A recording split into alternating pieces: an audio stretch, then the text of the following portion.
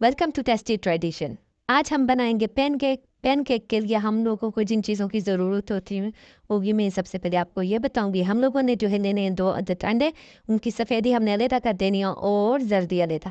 इसमें तकरीबन हम लोगों ने डाल देना है एक खाने का चम्मच बेकिंग पाउडर और साथ वनीला एसेंस डालना है, ताकि जो है वो अंडे की खुशबू जो है वो ख़त्म हो जाए। खुशबू नहीं, स्मेल ख़त्म हो जाए। साथ इसमें हमने 3 खाने के चम्मच जो है वो मैदा डालना है और साथ इसमें जाएगा थोड़ा सा दूध। अगर इसका पेस्ट प्रोडक्ट ठीक है तो आप लोगों ने इसमें थोड़ा सा दूध ऐड कर देना है। रूम टेम्परेचर वाला होना चाहिए दूध।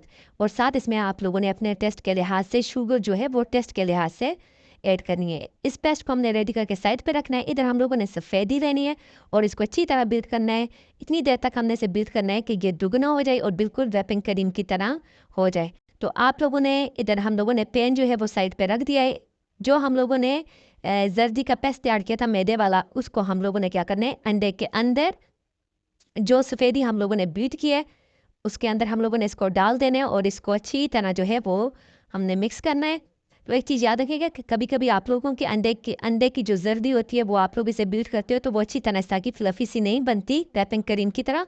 तो उसकी रीज़न ये होती है कि आप अगर गीला बर्तन लेते हो तो उसको आप खुश नहीं करते, तो खुश करने के बजाय ही आप लोग इसमें जर्दी जो होती है उसे बीट करते हो तो वो कभी भी नहीं, क्योंकि हल्का सा पानी का कतरा भी हो तो उससे ये होगा कि आपकी जो अंडे की जर्दी जो आप स्फेरी जो है वो बीट करते हो तो वो कभी भी फ्लफी सी नहीं बन सकती। तो इन चीज़ों का आप छोटी छोटी चीज़ों का जब ख्याल करोगे तो आपकी रेसिपी काफ़ी अच्छी और बेहतरीन बनेगी।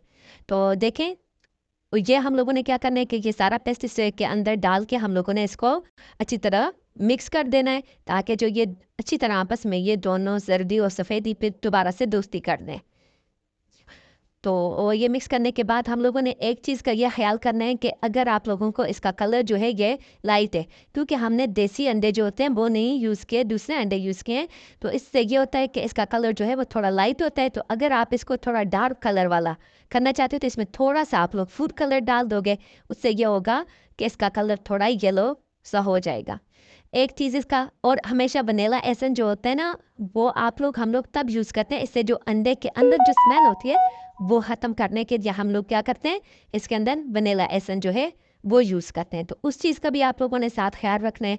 छोटी छोटी इन चीज़ों का ख्याल करेंगे तो आप लोगों की रेसिपी बहुत अच्छी, बहुत ज़बरदस्त बनेगी। तो अब ये हम लोगों ने क्या कर लिया, अच्छी तरह जो है हम लोगों ने इसको मिक्स कर दिया है। मिक्स करने के बाद हम लोगों ने क्या करना है कि पैन जो हम लोगों ने रखा है, मैंने जो है वो तवा लिया है। अगर तवे के अलावा आप कोई पैन वगैरह ले सकते हो तो वो भी आप ले सकते हैं, ठीक है। तो फिर आपने क्या करना है, तवे को हल्का सा आप लोगों ने ग्रीस करना है। ग्रीस करने के बाद स्पून की मदद से आप लोगों ने इसके ऊपर डालना है वो जो पेस्ट आपने बनाया था वो।